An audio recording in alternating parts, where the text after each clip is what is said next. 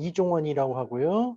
자, 일단 저도 한 가지 미리 공지를 해드리겠습니다. 자,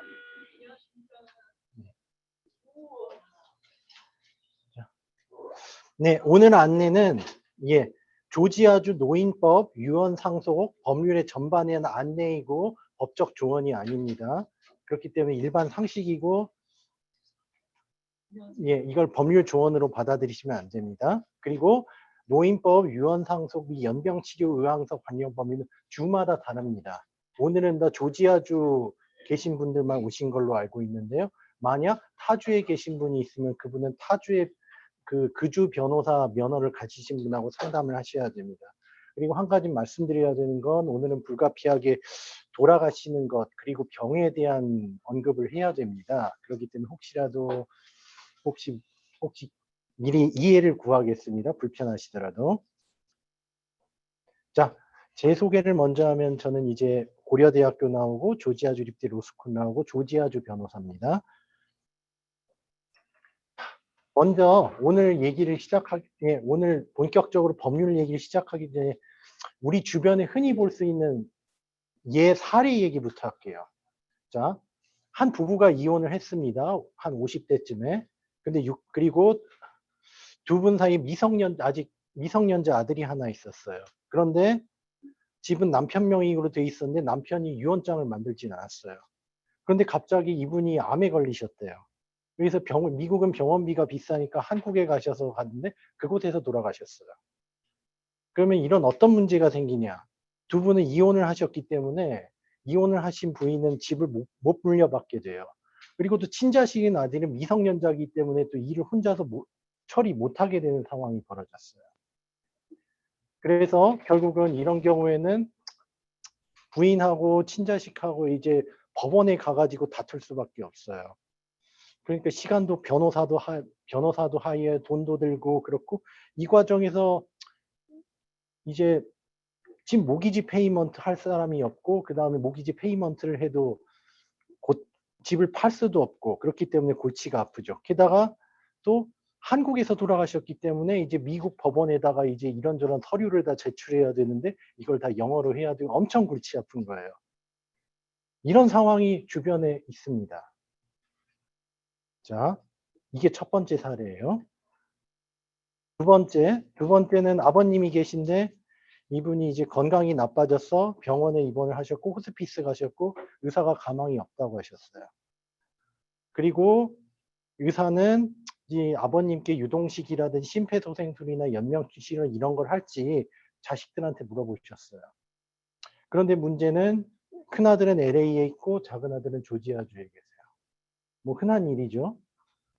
그런데 조지아주에 계신 둘째 아들은 아버님이 옆에서 보고 괴로워하시고 그러니까 좀 아버님을 좀 보내드리자 이렇게 말씀하는데 LA에 있는 큰아들은 멀리 있으니까 그 상황을 모르고 아니다 최대한 살려야 된다 어떻게 아버님을 그대로 가게 내버려 두느냐 두 분이서 엄청 왔다 갔다 하고 그러는 사이에 그 며칠이 걸리고 그러니까 아버님은 그동안에 고통을 받으시다가 계속 결국은 돌아가셨어요. 아버님의 고통은 둘째고 남은 형제들이 굉장히 의가 상하는 거죠. 둘째 아들은 아니 내가 아버님 옆에서 계속 케어해드리고 그랬는데 왜 LA에 있는 형은 내 마음을 몰라주고 이러냐. 그러고 큰아드님대로 아니 아버님을 어떻게든 살려야지 왜 매정하게 돌아가시게 냅두냐 이렇게 서로 싸우는 거예요. 이런 상황이 벌어집니다. 흔히. 이렇게 형제의 의가 상하는 거죠. 자, 이건 세 번째 사례입니다. 혹시 이제 신문 보신 분 아신지 모르겠지만은 신문에 따르면은 어떤 사람이 이제 연세 드신 분만 노려가지고 암호화폐를 구입하면 큰 액수 이자를 준다라고 했고 그래서 어르신께서 거액의 현금을 맡기셨어요. 그런데 이 회사가 문을 닫고 이 사람은 사라져버리고 돈도 찾을 수 없게 됐어요. 결국 2년 만에 사기꾼이 체포가 됐어요.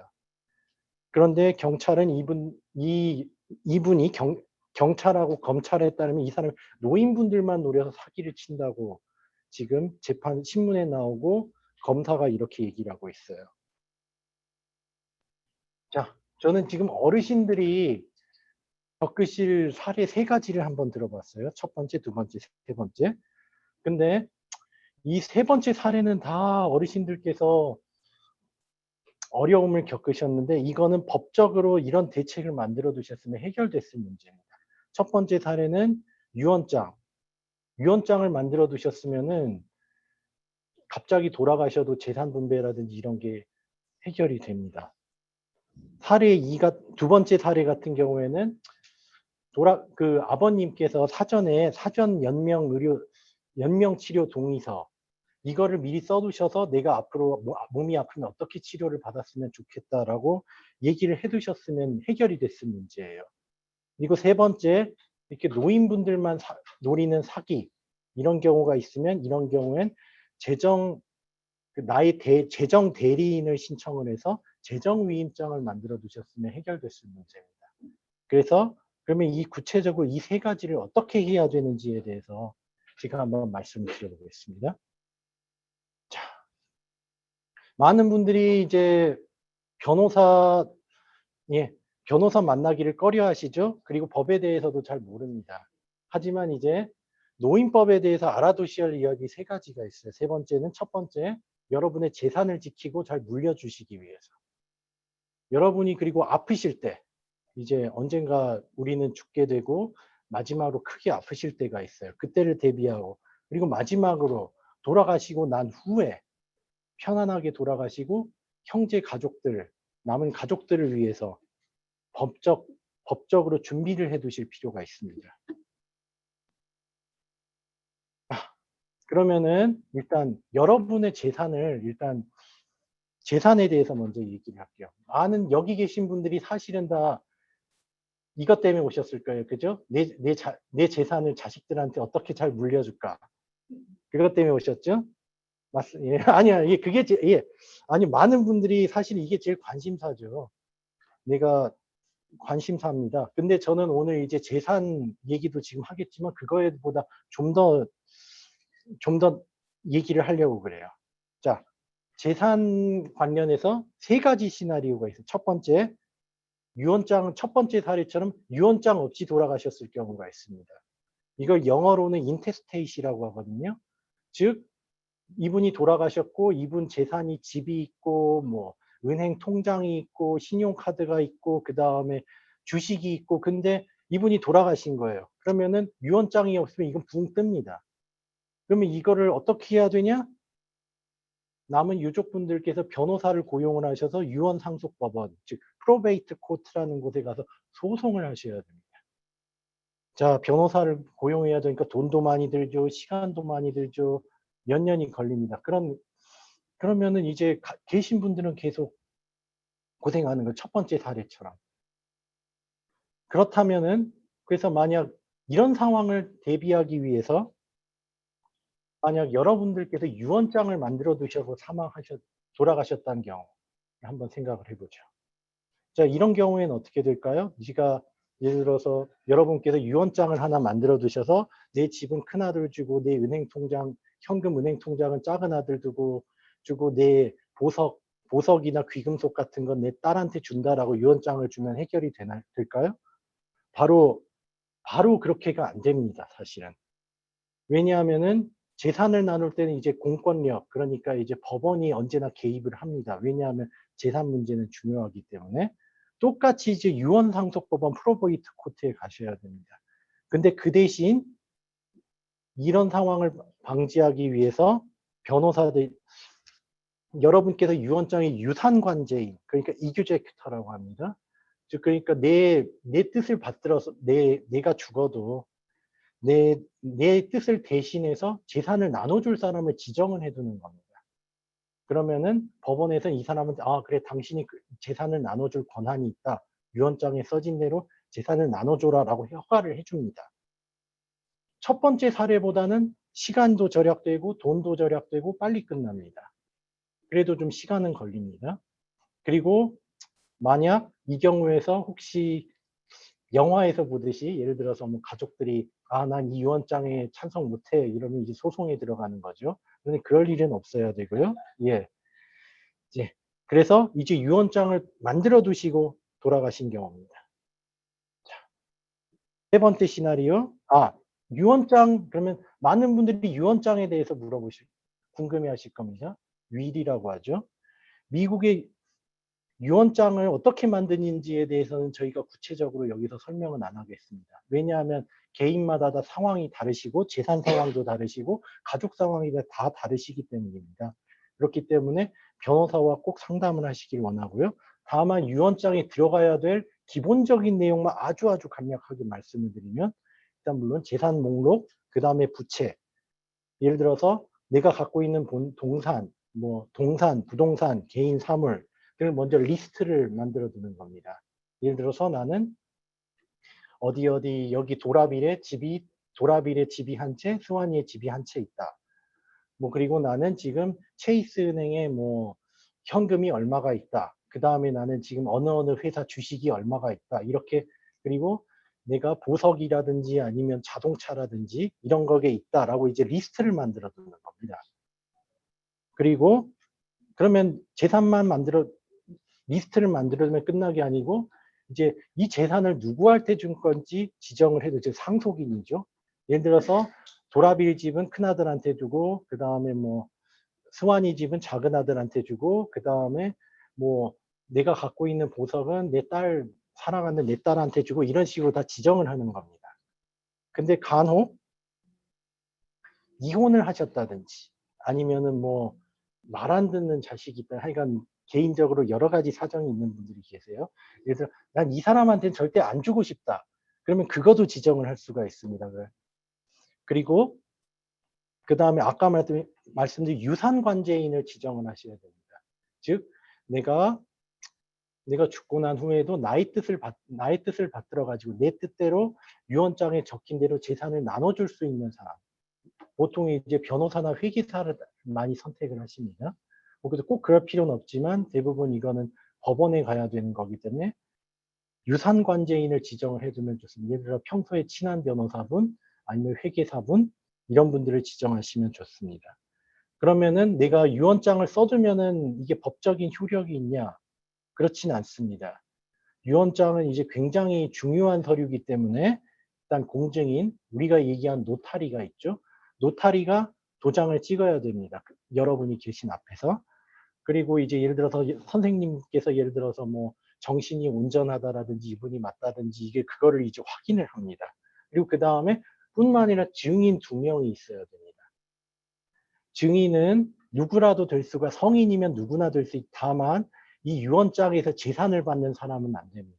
이렇게 이제 이해관계가 있기 때문이죠. 아까도 얘기했듯이 유언장 만드는 거는 굉장히 법적인 많은 문제가 있기 때문에 반드시 변호사하고 상담을 권하고요. 그 다음에 만약 타주에 재산이 있으시거나 타주에 오래 계신 분이 계신다면은 그 주의 변호사하고 상담을 하시길 권합니다. 변호사 또는 회계사하고 상담하시길 권합니다. 자, 혹시 일단 유언장에 대해서는 일단 이 정도까지만 하겠습니다. 자, 저희는 예. 여기 또 이제 한 가지 더 짚고 넘어가자면요. 예. 네. 한 가지 더, 이렇게 아예 유언장을 우회하는 방법도 있습니다. 예를 들어서 자, 유언장을 내가 만들어 놨는데 법원 가가지고 딱 이거 해주세요, 이거제 해주세요 하기 사실 좀 번거롭죠.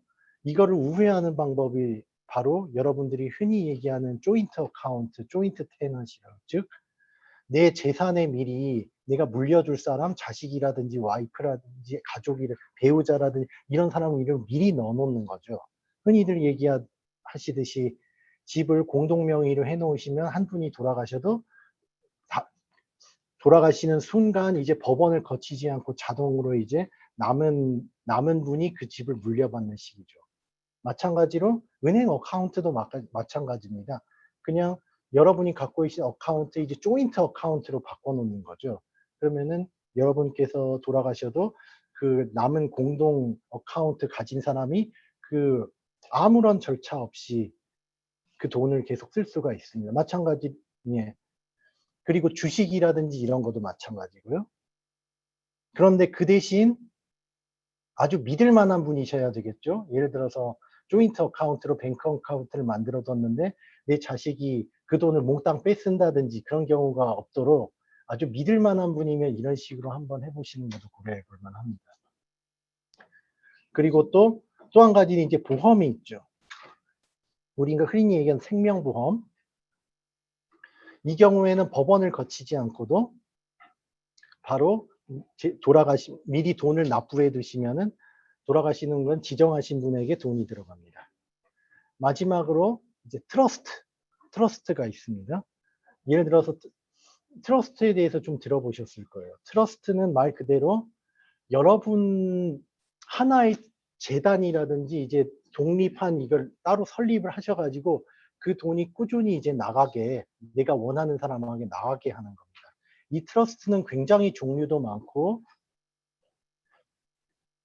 굉장히 복잡한 법적 문제이기 때문에 여기서는 설명을 여기까지만 하겠습니다. 그리고 또 만약 트러스트는 굉장히 복잡한 문제이기 때문에 반드시 변호사하고 상담을 해 보시기를 권합니다.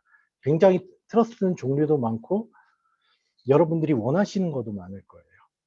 그래서 말씀드렸듯이 이 조인트 어카운트, 조인트 테넌시, 그다음에 보험, 그다음에 트러스트는 법원을 통하지 않고 바로 재산을 원하는 분들에게 전해 드릴 수 있는 한 방법입니다. 자, 그러면 이제 재산에 대해서는 여기까지 하고요.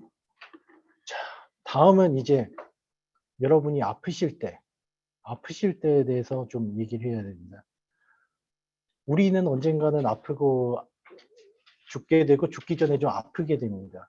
어느 뭐 갑자기 편하게 돌아가시면 제일 좋겠지만은 우리의 아시겠지만 이제 오랜 기간 투병하시는 분도 계시고 최소한 병원에 며칠이나 몇 달 입원하시는 분도 계시고 그다음에 사고를 당하시는 경우도 있고 굉장히 돌아가시는 모양 상태가 다양합니다. 그렇다면 이제 몸이 아프시고 돌아가실 때까지 문제가 생깁니다. 그것을 좀 더 편하게 그리고 남으신 분들을 좀 더 편하게 해 드리고 존엄하게 돌아가시게 하시기 위해서 아프실 때 이 사전 연명 치료 동의서라는 게 있습니다.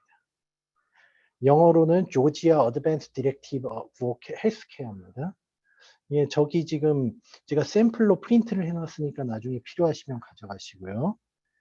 예전에는 리빙 윌이라고도 하고 듀러블 파워 오브 어토니라고 합니다. 근데 정식 이제 이 명칭은 안 쓰고 정식 법적인 명칭은 조지아 어드밴스 디렉티브 포 헬스케어입니다. 근데 그래도 미국 사람들은 아직도 리빙 윌이라고 많이 얘기를 합니다. 이 사전 연명 치료 동의서는 이제 조지아 주정부에서 샘플로 만들어 둔 것도 있고 그다음에 예를 들어서 단체나 종교기관마다 사전 연명 치료 동의서를 따로 만들어 두는 경우가 있습니다.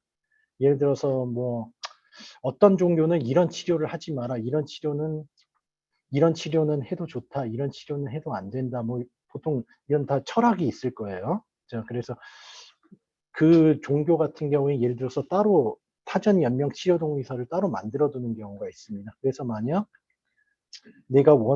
아플 때도 내가 원하는 데 치료받고 싶다 하시면은 혹시라도 이제 그 종교의 관계된 분하고도 한번 상의를 해 보시고 이 동의서가 있는지 한번 물어보시는 게 좋습니다.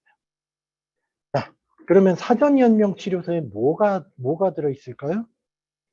사전 연명 치료 동의서는 무엇보다도 의료 대리인을 지정할 수가 있습니다. 의료 대리인은 내가 아플 때 내가 너무너무 아파서 예를 들어서 육체적, 정신적으로 내 의사를 표현할 수가 없다든지 이런 경우에 나를 대신해서 나의 치료 여부를 결정할 사람입니다. 예를 들어서 여러분을 입원할지 퇴원할지 치료할지 그리고 나중에 장래 여부까지 다 이 사람이 결정을 할 수가 있습니다. 그러려면 의료 대리인은 당연히 여러분이 굉장히 믿을 만한 사람이어야 되겠죠. 배우자 아니면 자식을 제일 많이들 하시죠. 예를 들어서 비용이 많이 드니까 퇴원합시다라든지 뭐 그럴 일은 없겠지만요. 좋은 다 보험을 갖고 계시니까. 예를 들어서 그다음에 치료를 할 때도 어떤 치료는 하면 좋겠다. 어떤 치료는 하지 않으면 좋겠다. 이런 거를 이제 대리인이 결정을 할 수가 있습니다. 그리고 나중에 장례, 예를 들어서 돌아가시고 난 후에 여러분의 장례를 어떻게 치를지에 대해서도 의료대리인이 어느 정도 결정을 할 수가 있습니다. 그럼 그다음에 이게 첫 번째고요. 만약 여러분이 믿을 만한 사람이 없다. 난 그냥 내 맘대로 할란다. 맘대로 해라. 하실 경우 의료 대리인을 지정을 안 하셔도 돼요. 근데 해 두시면은 좋습니다. 그다음에는 연명 치료 여부를 미리 결정하실 수가 있습니다. 예를 들어서 여러분이 굉장히 몸이 안 좋으시고 정신을 잃으시고 의사 표현을 못 하시는 상태가 되셨을 때, 그런데 이제 갑자기 이제 가망이 없으십니다라고 의사 선생님이 하셨을 때, 어떤 경우에는 CPR을 하십시오. 전기 충격을 하십시오. 아니면 이제 좀 몸이 누워 계신, 오래 정신을 못 차리고 누워 계신데 유동식을 하시거나, 아니면 계속 연명 치료를 하거나, 아니면 예를 들어서 블러드 퓨전이죠. 혈액 투약을 하거나 이런 경우를 결정했습니다. 예를 들어서 '나는 최대한 오래오래 살고 싶다. 나한테 가능한 한 연명 치료를 해 달라.'라고 체크를 하실 수도 있고, 반대로 '나는 그냥 편하게 가고 싶다. 그냥 나에게 연명 치료를 하지 마라. 만약 내가 가망이 없으면.' 그럼 그렇게 체크하시면 됩니다. 말 그대로 또 이제 식사를 못 하시게 되실 때, 그런 경우에는 이제 예를 들어 유동식 같은 거를 코로 넣는다든지 할 수가 아니면 영양제 같은 할 수도 있지만은, 나는 그러기 싫고 내가 몸을 못 먹을 상태가 되면 나는 그 상태대로 그냥 가고 싶다."라고 체크를 할 수도 있고, 반대로 "아니다. 나는 끝까지 살고 싶다. 유동식을 넣어 달라." 그래서 이렇게 세세하게 정할 수가 있습니다. 즉 나는 이제 헌혈 혈액 같은 거 블러드 퓨전 같은 것도 하고 싶다. 나는 어떤 이유로 블러드 퓨전을 안 했으면 좋겠다. 뭐 예를 들어, 아니면 또 굉장히 많은 게 뭐 줄기세포라든지 뭐 이런 치료 방법이 많이 있죠. '난 이런 치료는 안 했으면 좋겠다.' 그런 거를 미리 적어 놓으실 수가 있습니다. 이 연명 치료동에서. 자, 그다음에 또 한 가지는 이제 돌아가신 후에 시신 여부입니다. 자, 예를 들어서 이 사전 연명 치료 동의서에는 내가 만약 죽을 경우에는 "내 장기를 좋은 데 쓰고 싶다."라고 적을 수가 있고, 아니면은 나는 그냥 내 시신을 의학적 발전에 기부하고 싶다."라고 체크를 할 수도 있습니다. 그리고 또 그다음에 물론 안 하셔도 됩니다. '나는 그냥 편하게 그냥 장래에 있으면 좋겠다.'라면은 그냥 또 그렇게 체크하시면 됩니다. 마찬가지로 '나는 화장하고 싶다.' 아니면 '매장하고 싶다.' 아니면은 '나는 무슨 종교적 의식으로 장례를 하고 싶다.'라고 체크를 할 수가 있습니다. 그리고 또 꼼꼼하신 분들은 이제 유언장에도 미리 이제 나는 화장을 하고 싶다. 매장을 하고 싶다. 장기 기증을 하고 싶다."라고 적어 놓으시는 경우가 있습니다. 그 경우에는 좀 더 명쾌해지겠죠. 많은 분들이 사실은 운전면허증에다가 "장기 기증하겠습니다."라고 써 두신 분 계실 거예요. 근데 사실은 이제 막상 그런 일이 닥치시면 자녀분들이 또 가족분들이 생각이 달라져. "아유, 어떻게 우리 부모님한테 칼을 댑니까? 난 그걸 못 하겠습니다. 우리 부모님 그런 거 원하지 않으십니다." 옛날에 그런 일이 벌어집니다. 그런 경우에 미리 이제 서류를 만들어 두고 "나는 장기 기증을 하고 싶다. 해부 기증을 하고 싶다." 이렇게 미리 해 두시면 이제 의사라든지 가족들이 "자, 이제 고인의 뜻이 이렇게 명확하지 않냐?"라고 얘기할 수가 있죠. 자, 마지막으로 후견인입니다. 후견인은 이제 의료 대리인하고 조금 다른 게, 아직 이제 여러분께서 그럴 일은 있으면 안 되지만, 예를 들어서 정신적으로 이제 정신적으로 이제 문제가 생기셨다든지, 그래서 올바른 결정을 내리시지 못하신다든지, 그리고 그렇지 않으면 몸을 움직이실 수 없을 땐, 그럴 때는 이제 옆에서 돌봐주고 그런 사람이 후견인입니다. 보통 대부분의 경우 의료 대리인하고 후견인을 같은 사람으로 지정을 합니다. 하지만 다른 사람으로 해도 상관은 없습니다. 언제나 그렇듯이 여러분의 곁에서 만약 몸이 불편하실 경우에 여러분의 곁에서 케어를 해주시고, 이거는 이제 의학적으로 케어하는 게 아니고 이제 일상생활, 예를 들어서 무슨 약을 드실 건지, 입원하실 건지, 퇴원을 하실 건지, 아니면은 그런 거를 결정하는 게 바로 후견인입니다. 가디언십이라고 하죠. 가디언십 혹시 들어보신 분들은 아마 미성년자 가디언십에 대해서 많이 들어보셨을 거예요. 마찬가지, 미성년자들은 올바로 자기 의사를 결정할 수 없기 때문에 반드시 후견인이 부모 아니면 후견인이 필요하죠. 마찬가지입니다. 만약 여러분께서 너무 나이가 드셔서 내 마음대로 내 의사대로 결정하실 수 없을 때가 됐다. 그러면 후견인이 나서게, 이 종이를 들고 나타나서, 자, 제가 이분을 케어하겠습니다. 무슨 일이 생기면 저한테 연락을 하십시오. 라고 하게 됩니다. 즉, 그리고 의료 대리인, 후견인은 모두 당연히 여러분이 굉장히 믿을 만한 사람이어야 되겠죠. 보통 자녀분들을 많이 지정을 하십니다. 자, 지금까지 좀 몸이 아프실 때에 대해서 얘기를 해봤고요. 자, 다음으로 또 이제 또 재산 얘기를 해봐야 할 텐데, 아직 살아계실 때 재산 얘기입니다. 아까 얘기했듯이 최근에 연세 드신 분들만 노리는 사기꾼들도 많이 있고, 아무래도 그걸 떠나더라도 이제 좀 아무래도 연세가 드시면은 이거 여러 가지 재정적으로 뭔가 신경 쓸 게 너무 많잖아요. 예를 들어서 매달 크레딧 카드도 내야 돼, 유틸리티 빌도 내야 돼, 렌트비도 내야 돼. 근데 연세가 드시면 이게 굉장히 귀찮습니다. 그죠? 뭐 요즘은 또 렌트비도 다 인터넷으로 낸다고 그러고, 그런데 너무 복잡해요. 이제 연세가 드시면 드실수록. 저도 그렇습니다, 요즘. 예. 그러면은 이제 그런 경우에는, 그리고 예를 들어서 체력이 너무 안 좋아하셔서 컴퓨터 앞에도 못 앉으시겠다. 아니면 그렇다기보다는 내가 컴퓨터만 보면 눈이 아파가지고 이거 렌트비도 못 내겠다, 컴퓨터로. 뭐 이런 경우도 있을 수 있어요.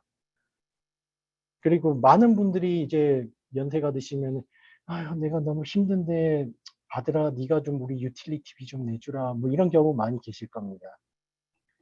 그래서 아예 그런 경우를 대비하기 위해서 재정위임장, 그러니까 여러분께서 연세가 드셨을 때 나의 재정 문제를 대신 어떻게 해결할지에 대해서 결정하는 것이 재정위임장입니다. 영어로 하면 Georgia Statutory Financial Power of Attorney라고 합니다.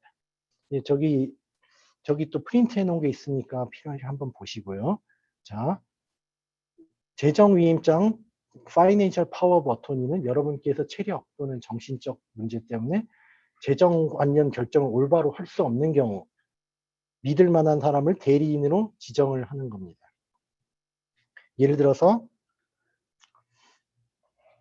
아까 얘기했듯이 어떤 사람이 갑자기 옆에 와가지고, 이거 투자만 하면 엄청나게 많은 돈이에요 하고 돈을 많이 벌어요 라고 이제 여러분 곁에서 얘기를 합니다. 근데 이제 아무래도 연세가 드시면 못 알아들으실 수가 있어요. 이게 올바른 건지 안 바른 건지. 그럴 때 내가 결정을 못 하겠고 내 대리인인 아들한테 한번 물어보쇼 라고 얘기할 수가 있는 겁니다. 많은 분들이 꺼려 하죠, 이런 거를. 내 일은 내가 결정할 수가 있는데 왜 내가 아들이나 딴 사람한테 해야 되나. 하지만 그래야 될 때가 있습니다.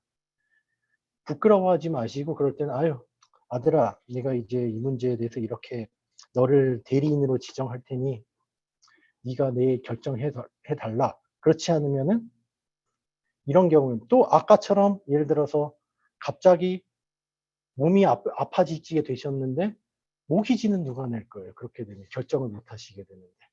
그런 경우에 이 듀레이블 파이낸셜 파워 오브 어토니를 가면은 앞으로 제가 아버님이 지금 모기지를 못 내게 되셨으니 제가 대신 내겠습니다 할 수가 있는 겁니다. 은행도 마찬가지고요. 그러면은 파이낸셜 파워 오브 어토니는 대리인에게 어떤 권한을 부여하느냐. 자, 여러분께서 하나하나 선택을 하실 수가 있어요. 동산, 부동산, 주식, 은행 어카운트, 계약 등. 자, 나의 대리인은 이런 권한을 행사할 수가 있다. 예를 들어서 내가 뷰티 서플라이가 하나 있는데 내 대리인이 그걸 팔든지 말든 파는 거를 팔거나 사거나 그걸 결정할 수가 있어요. 그렇지 않으면 내가 이 집을 파는지 안 파는지도 결정을 할 수가 있고, 여러분 은행 계좌를 뺄지 넣을지, 예를 들어서 크레딧 카드 페이먼트를 한다든지 그런 경우에 은행에 접근할 권한이 필요하겠죠.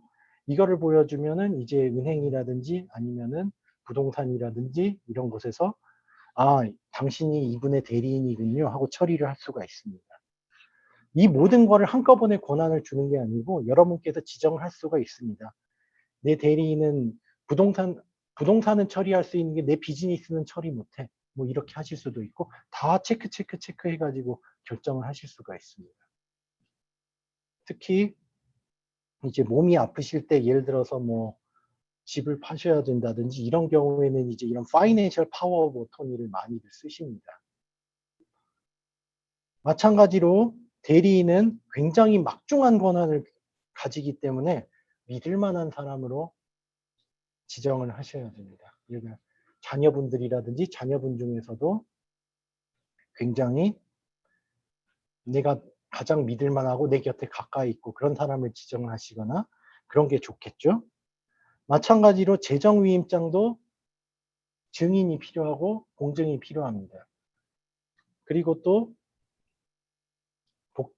굉장히 중대한 문제입니다. 예를 들어서 아무나 재정 대리인으로 지정을 했다가 그 사람이 내 집을 마음대로 팔아버린다든지 내 은행 어카운트에 돈을 다 빼가 버린다든지 그런 경우도 있습니다. 미국 언론에 보면 그런 경우가 꽤 나옵니다. 그렇기 때문에 정말 내가 믿을 만하고 내가 속 터놓고 내가 몸이 아파도 나의 재정을 맡길 수 있는 사람한테 지정을 하는 게 좋습니다. 그렇기 때문에 변호사나 회계사하고 상담을 하시길 권합니다. 그리고 마지막으로 아까 사기 얘기를 했죠. 자, 아시겠지만 이제 미국 사회도 마찬가지고 한인 사회도 마찬가지고 요즘 어르신들을 노리는 사기가 많습니다. 뭐 이걸 하면 돈을 번다든지 뭐 얼마만 꿔달라든지 주변에서 많이 들어보셨을 거예요. 그래서 연세가 그리고 많은 분들이 이제 연세가 드실수록 내가 사기를 당했다는 걸 인정을 못 해요. 그러니까 내가 이거를 나는 올바르게 결정을 했고 그걸 인정을 못 합니다. 하지만은 이 사람이 믿을 만한 사람인가? 사기가 아닌가? 그런 거를 한번 생각을 해 보셔야 됩니다. 그렇기 때문에 조지아 주정부에서 최근 노인 사기 방지 매뉴얼을 만들었습니다. 이게 또 한국어판이 있어요. 한국어판은 지금 여기 조지아 주정부 홈페이지에서 다운을 받으실 수가 있습니다.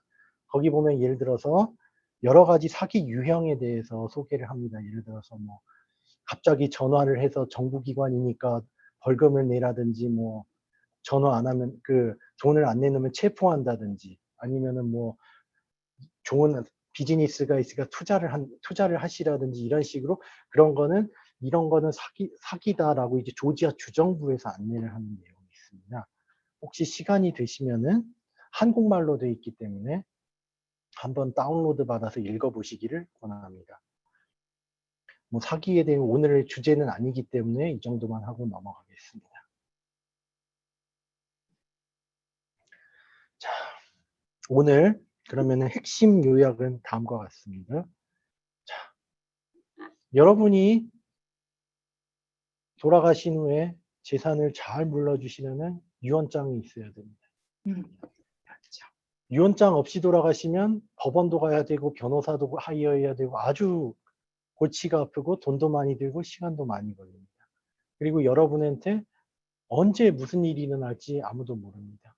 첫 번째 사례에 제가 말씀드린 게 굉장히 예정보다 일찍 돌아가셨기 때문에 준비를 못 하신 상황이 있습니다. 또 어떤 경우에 아주 건강한데 40대에 갑자기 이제 의식을 잃으시는 경우도 있습니다.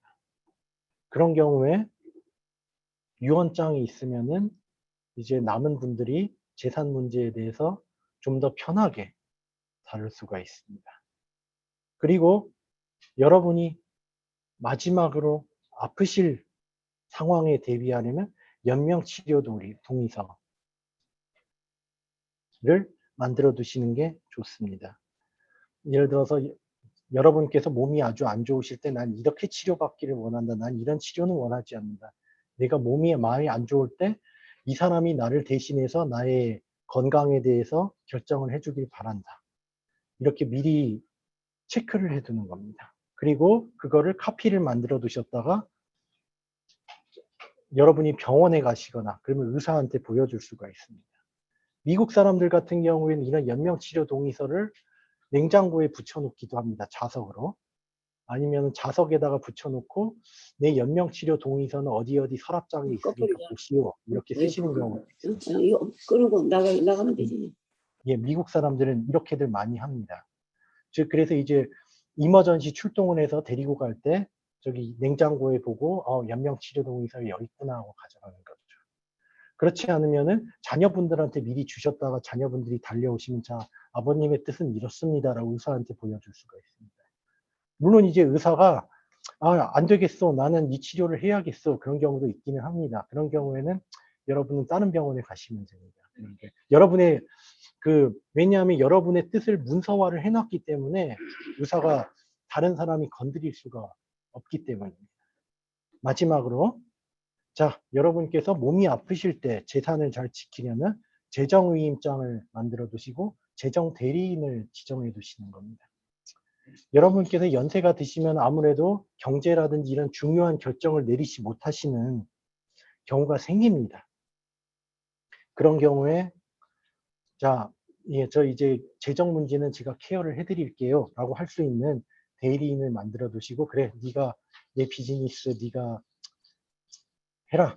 네 집은 이제 모기지는 앞으로 나 대신 네가 좀 내달라. 그렇게 할 수가 있습니다.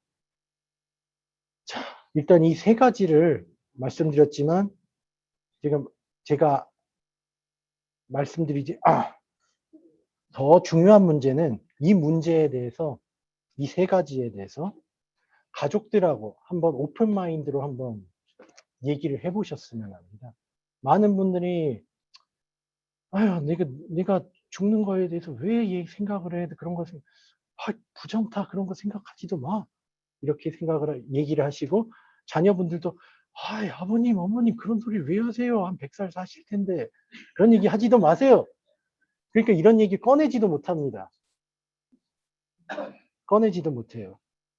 그런데 그러다가 아까 첫 번째 얘기했던 사례처럼 갑자기 아프시기면은 가족들끼리 의가 상하는 겁니다.